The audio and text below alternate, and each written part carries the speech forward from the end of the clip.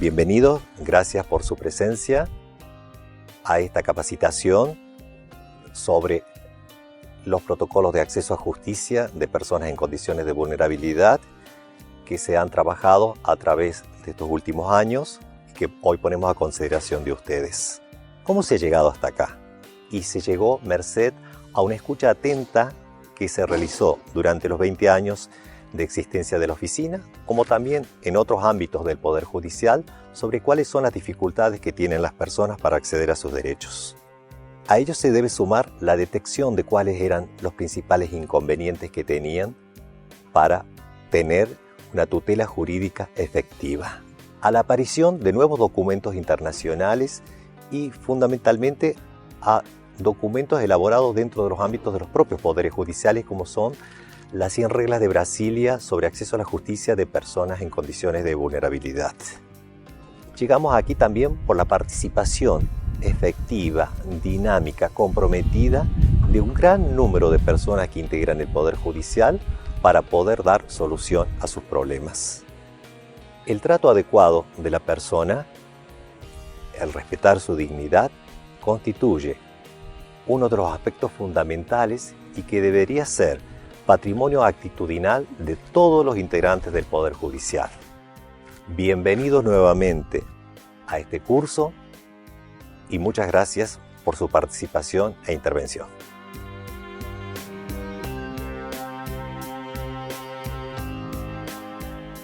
El proyecto AJUV para el acceso a la justicia de sectores en condición de vulnerabilidad de la Oficina de Derechos Humanos y Justicia del Poder Judicial de Córdoba es un proyecto de investigación-acción, lo que significa que hemos recolectado aquella información relevante sobre cuáles son los obstáculos que día a día sufren las personas en condición de vulnerabilidad para acceder a la justicia. A partir de toda esta información generamos algunas herramientas de acción contextuales que nos permitan mejorar ese acceso a la justicia.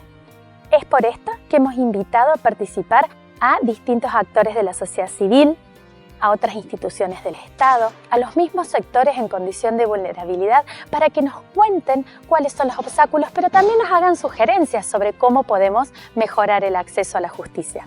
Una de las estrategias que tomamos en este sentido son los protocolos de actuación que les estamos presentando.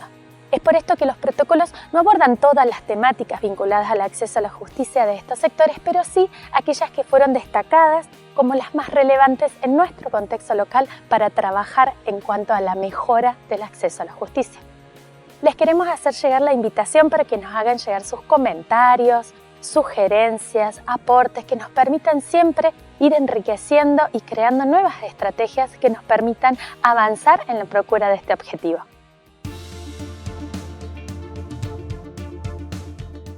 Más de 1.000 millones de personas en el mundo, es decir, más del 15% de la población mundial, vive con algún tipo de discapacidad físico-cognitiva, según un informe elaborado por la Organización Mundial de la Salud en el año 2017. Nunca podemos perder de vista que en base al modelo social de los derechos humanos adoptado por el Estado argentino, siempre debemos tratar a las personas con discapacidad como sujetos con iguales derechos que las demás personas. ¿Sabías que el modo de nombrar a las personas con discapacidad es objeto de debate entre los movimientos de derecho?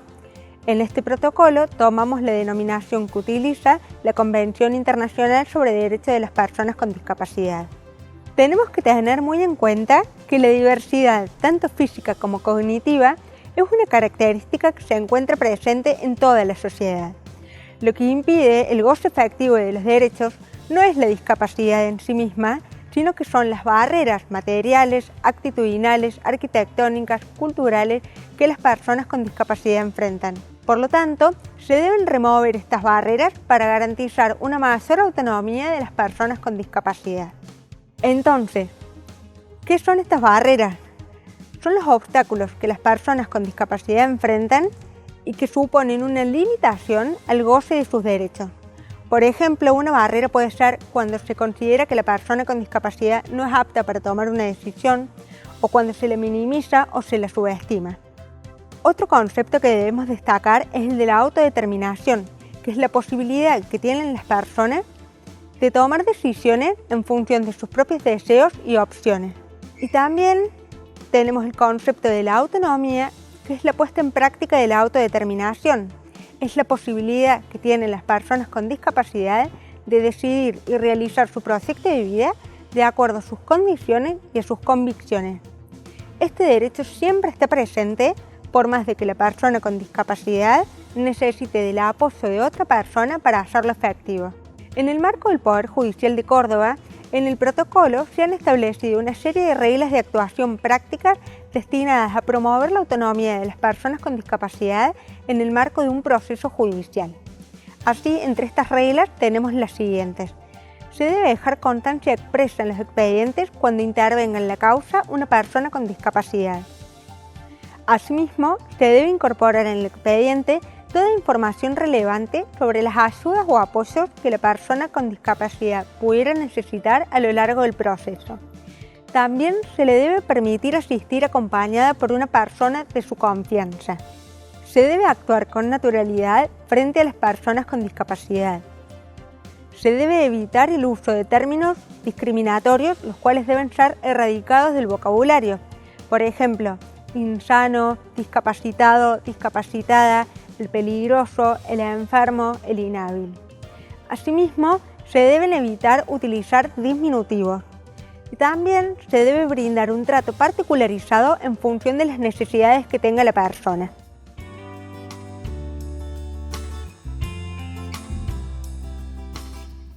El segundo eje del protocolo de actuación para el acceso a la justicia de las personas con discapacidad es el que aborda cuestiones vinculadas a los ajustes necesarios para asegurar el trato igualitario y la participación judicial de la persona con discapacidad. Es una obligación del Estado generar en todos sus niveles y poderes, incluido en el Poder Judicial, condiciones favorables que le permitan a la persona con discapacidad su participación y accesibilidad en el entorno físico, en el transporte, en las comunicaciones, entre otras. Este objetivo se logra borrando las barreras, tanto materiales como actitudinales, que lo dificultan. Dentro de los conceptos destacados de este eje del protocolo se encuentran las nociones de ajustes razonables y de ajustes de procedimiento. La distinción entre estas nociones es muy importante, ya que si bien se encuentran vinculadas, se trata de dos herramientas diferentes. Ambas se encuentran contempladas en la Convención sobre los Derechos de las Personas con Discapacidad, los ajustes razonables en el artículo 5 y los ajustes de procedimiento en el artículo 13. Los ajustes razonables son modificaciones y adaptaciones que se realizan en casos particulares para asegurar a la persona con discapacidad el goce y ejercicio de sus derechos humanos y libertades fundamentales en igualdad de condiciones con los demás. El ajuste razonable, como su propio nombre lo indica, no debe imponer una carga desproporcionada o indebida a quien lo realice. Ello en función de un examen prudente de relación entre el ajuste y la carga. Mencionamos como ejemplos de ajustes razonables al cambio de señalética por colores de amplio contraste para favorecer la lectura a personas con baja visión. Por otro lado, los ajustes de procedimiento son modificaciones o adaptaciones al procedimiento judicial o administrativo que son necesarios para asegurarle a la persona con discapacidad un acceso efectivo a la justicia en igualdad de condiciones con los demás y con una mayor flexibilidad de las formas. Se distinguen de los ajustes razonables porque no exigen este examen prudente de relación entre el ajuste y la carga, sino que deben aplicarse siempre que exista una barrera de acceso. Podemos mencionar como ejemplos de ajustes de procedimiento a la comunicación a través de un intérprete, la concentración de actos procesales, entre otros. Podemos mencionar como ejemplo de las reglas generales de actuación a consultar a las partes de los ajustes que puedan necesitar las personas con discapacidad que intervengan en el proceso, a dar prioridad de atención a las personas con discapacidad, a dejar constancia por escrito de los pedidos de ajustes que se realicen en cualquier instancia del proceso, la de evitar el rigor formalista en la acreditación de la discapacidad. Además, como regla de actuación en el marco de las notificaciones, podemos mencionar la de procurar cambios en las comunicaciones para garantizar que la persona con discapacidad comprenda acabadamente el contenido de la notificación. Esto puede ser a través, por ejemplo, del sistema braille, de notificaciones verbales por oficial de justicia, entre muchas otras opciones. Para finalizar este apartado del protocolo de actuación, es necesario recordar que la participación y la accesibilidad en el ámbito judicial se garantiza con acciones concretas que eliminan las barreras materiales y actitudinales que lo dificultan. Es imprescindible que el Estado, en todos sus niveles y poderes, genere la implementación de los ajustes necesarios que permitan el goce de los derechos en condiciones de igualdad. La escucha activa es parte esencial del derecho al acceso a la justicia. Efectiviza en el ámbito judicial 3 derechos: el derecho a expresarse libremente, el derecho a una escucha desprejuiciada y el derecho a que las opiniones sean tenidas en cuenta en la toma de decisiones. Exige una garantía especial cuando se trata de personas con discapacidad para que ellas puedan expresarse sin barreras. Es importante resaltar que la escucha activa requiere una actitud de predisposición, atención y empatía para receptar cada detalle del mensaje, para lo cual cada agente judicial deberá ajustar su actitud corporal, gestual y lingüística a los fines de generar un diálogo y una escucha eficaz. Es importante resaltar que debemos utilizar los modos de comunicación facilitada, que son las pautas de interacción para la transmisión y recepción de los mensajes para garantizar la comunicación judicial efectiva. Estos modos concretos de comunicación facilitada van a depender de la situación específica y de la discapacidad de la persona. Cuando estamos con una persona con discapacidad visual, debemos hablar de frente para que la persona conozca que estamos presentes. Utilizar indicadores de tiempo y lugar para orientar. Ofrecer el brazo para que la persona se desplace, pero nunca tomar el brazo sin que la persona lo solicite.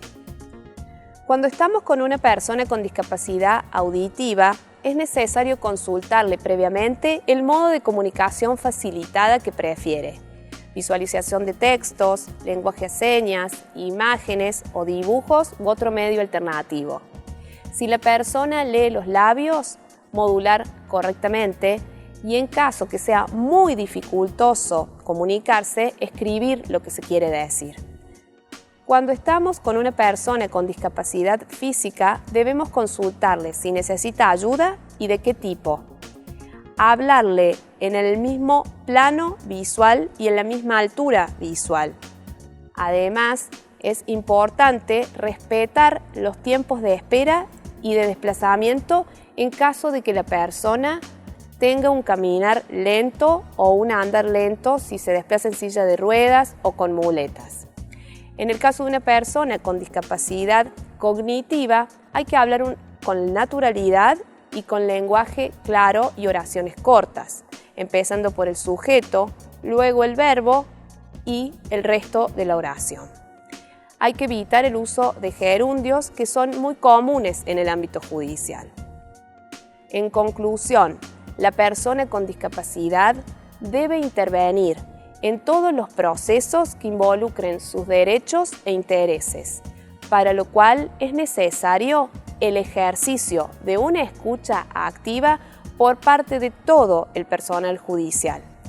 Una escucha activa que respete sus opiniones y necesidades, a fin del ejercicio de su derecho a la autodeterminación y para promover su autonomía.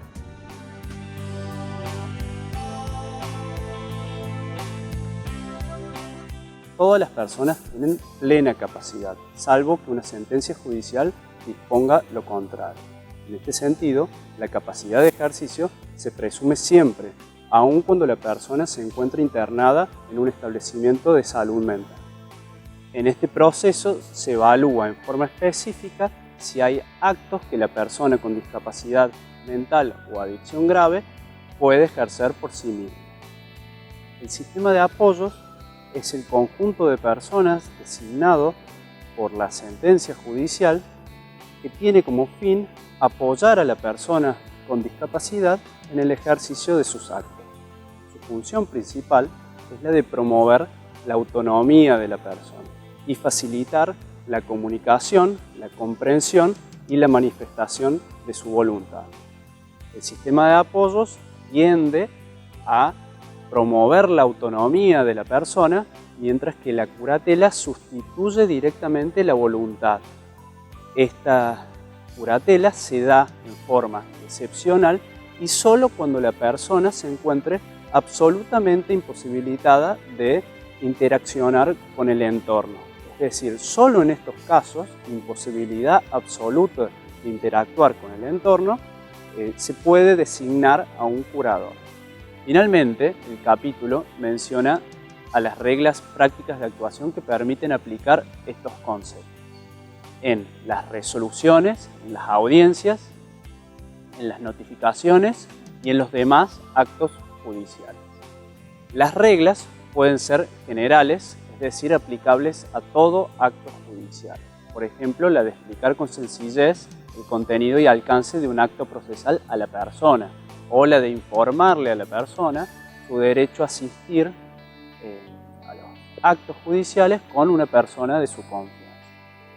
Y en relación a las resoluciones, una regla práctica es la de realizar un recuadro en forma visible y en lenguaje claro, donde se determinen aquellos aspectos que involucran intereses de las personas con discapacidad.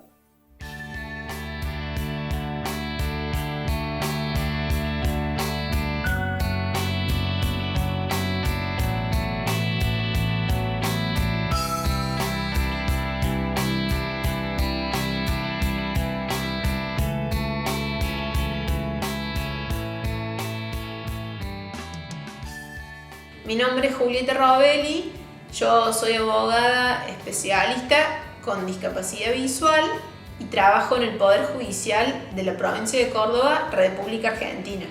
En el año 2018 ingresé al equipo de investigación y acción para el acceso a la justicia de las personas con discapacidad del proyecto AJUP, el cual depende de la Oficina de Derechos Humanos y Justicia del Tribunal Superior de Justicia. Antes que nada, en primer lugar, en representación de mi equipo, queremos agradecer la oportunidad de compartir nuestro trabajo con ustedes hoy. Uno de nuestros objetivos es elaborar estrategias de acción que nos permitan mejorar el acceso a la justicia de las personas con discapacidad.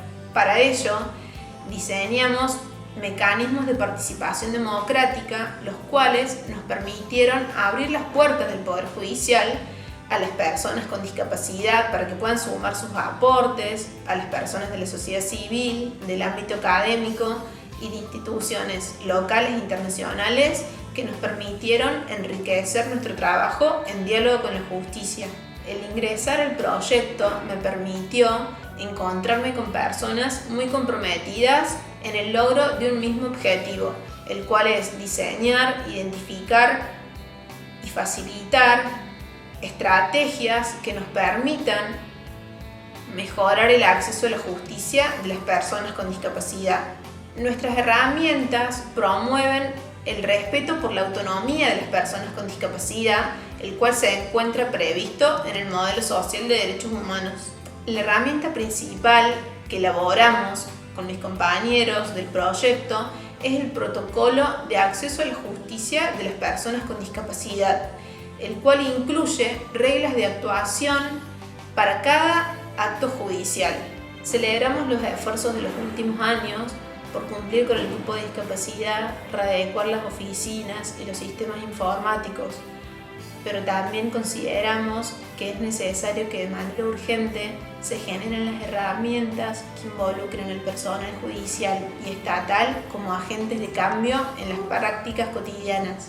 Solo así lograremos que las personas con discapacidad nos sintamos cómodas, entendidas e incluidas, ya sea trabajando dentro del Poder Judicial o fuera de él, acudiendo a los fines de que se vean garantizados sus derechos.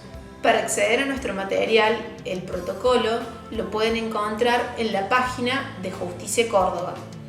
Y a su vez, si nos quieren hacer algún tipo de sugerencia o consulta, nos pueden escribir al correo del proyecto proyectoajup@justiciacordoba.gov.ar.